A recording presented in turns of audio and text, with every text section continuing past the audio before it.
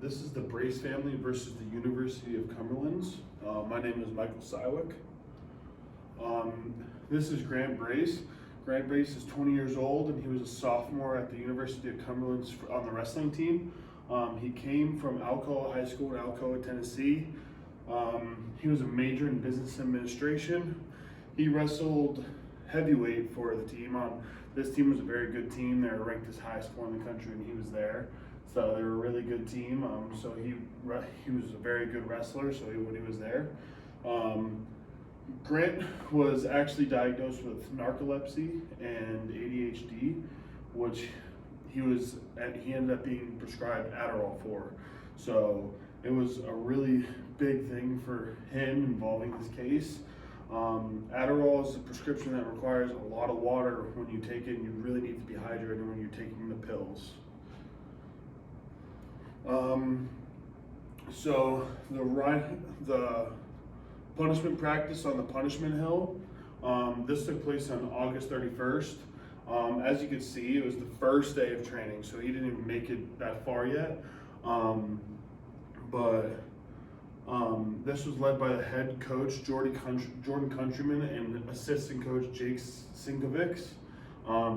After practice, the team had a punishment practice on the punishment hill, which isn't far-fetched, but according to the lawsuit, Countryman took it way out of line and he did way too much with this.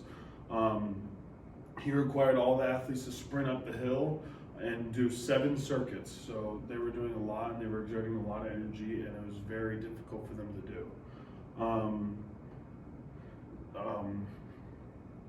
He was noted saying, "I'm done, I can't do this anymore." A fellow student tried to give him water, but the Countryman refused to let him have any water and just kept demoralizing him, basically. Just kept putting him down, just would not let him go through with it, just kept ruining his life, basically. Just would not let him just get a sip of water just to get through the practice. And as you see right here on the bottom, it says, "Please help me. You promised me you would help me." That's what Grant Brace said right at the end of that practice, which was something. So that says he's promised help. That means the Countryman and Sinkovic said they would help him with his narcolepsy and all of these issues that he had. So they knew about this prior, and they were willing to help him, because he wouldn't just say that if they weren't willing to help him in the first place. So right here, this picture is Jordan Countryman. They are really being negligent right here, because Countryman and Sinkovics, sorry, I'm not saying that correctly if I'm not, but they didn't contact a trainer or any emergency medical personnel or do anything to help Grant. They didn't give him any opportunity. As you can see, that's what Brace was saying at the end of practice. He said, I'm gonna leave in a big parade. I ate a fork on Sunday." That doesn't make sense. He's obviously struggling and has no idea what's going on, which is all signs of a heat stroke. The lawsuit states Brace was speaking loudly and using curse words, but he also charged and tackled a fellow member of the wrestling team. The coaches screamed at Brace to get out, but none of this right here at the bottom where he tackled him is any of his fault, because he has no idea what's going on. He can't even see. He has no idea he's even saying. So him getting frustrated and ended up lashing out on somebody, he didn't even know what he was doing. They're all signs of a heat stroke, and this coach is just being negligent and just pushing him way too hard. The lawsuit also stated Countryman required Grant to get down on all fours, raise his head. Countryman placed a bottle of water over his crotch and acted out although he was urinating in Grant's mouth and to Grant's request for water. And that is how he was treating his athlete while he was trying to just drink water. he wasn't even trying to quit. He was just trying to drink some water, and this is how this coach was treating him. About 45 minutes after Brace left practice, Countryman and Sinkovics began looking for him. Brace was found dead with his hands clenched in the grass and dirt, according to the lawsuit.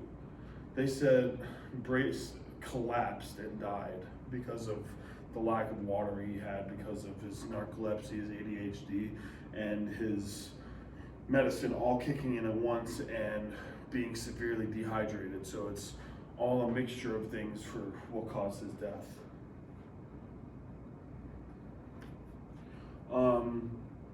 This is the Brace family versus the University of Cumberlands, because the whole Cumberlands University staff is held liable here. As you can see over here, it says, "Do you think you are special? Do you need water?" This is all saying about how a lot of culture and what was going on at the University of Cumberlands was not good for the students. They was hurting them a lot of the time, and a lot of them just couldn't do it. They couldn't handle it. This is what the coach said to his athlete. He said, "Do you think you are special and allowed more water? If he has a medical condition, he probably should get some more water." So that was just being extremely negligent and extremely ignorant on Countryman's part, because he just did not allow his athlete to follow the right precautions. He has a medical issue. He should be allowed more water, and he just ignored the fact that he had this medical issue that needs a lot of water consistently. The complaint was filed against the University, the Cumberland Foundation, the University President Larry Cockrum, Cumberland Athletic Properties, Athletic Director Chris Kaftic, and the coaches Countryman and Sinkovics. This is the president. This is the AD, I believe. What was it? Head coach and assistant coach. Cockrum was accused of negligence, gross negligence, negligent infliction of emotional distress, vicarious liability, and university corporate negligence. Kraftic was accused of negligence, gross negligence, and negligent infliction of emotional distress.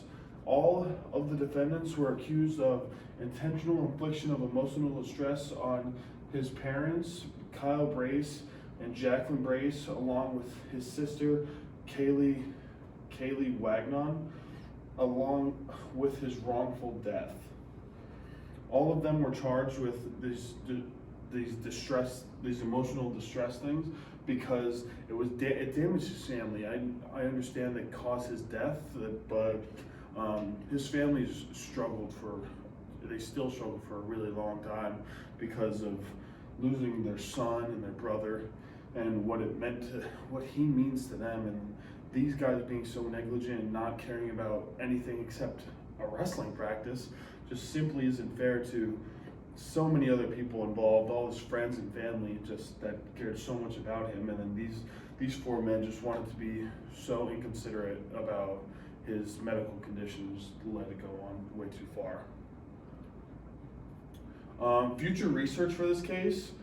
For a future research topic, I would recommend finding out more information around their background. One example is Sinkovics is a four-time All-American. He's a national champ, so that's kind of where he comes from. So his mindset's kind of a little bit skewed, where he also wrestled under Countryman, so maybe that's why he thought it was okay.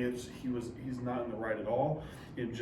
That's his background. So doing some background information on these coaches and Grant and the family, just to see where everybody is, to find that helps a lot to understand really what the case is about. Because once I started digging in and I saw the ADHD and narcolepsy, that really opened up a lot of information for me. But I think this should be used as a teaching tool. So you should have coaches all across the country from all the universities and colleges. I think they should have to understand this case and know what to do with this case, because You don't want anyone else to be in this position where anyone's dying because of a wrestling practice. So we really want to limit that, and I think everybody should know how to not overtrain and listen to the needs of these young men and women for what they have, whether they have health disorders or not. Sometimes it's just a little too hard and they need some water, so they should listen to that and be considerate. The case's significance to me.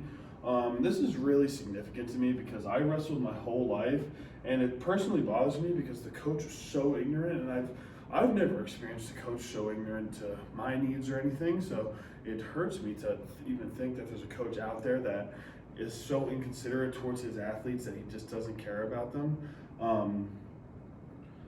It just bothers me because I wrestled a bunch of Cumberland guys a bunch of times. I'm not even positive, but I wrestled the same time Grant was wrestling. I may have even wrestled Grant, I don't know.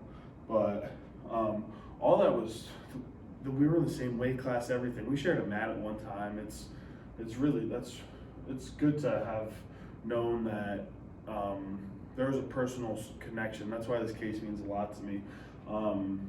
But anyway, this professionally is significant to me because I'm currently a wrestling coach at Reinhardt, and I take things like this into consideration, and it gives me a better knowledge about how to push our athletes hard. I want to get them better. I want to make them reach limits, but I don't want to push them too far where it's hurting them medically, or I'm not pushing too many boundaries for medical conditions.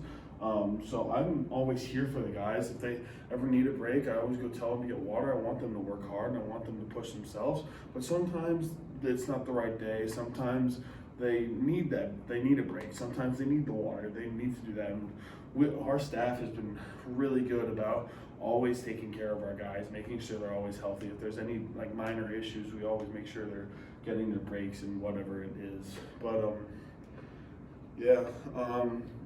these are all my citations. It's mostly Kentucky.com and the Cumberlands website, but that's it. And that is the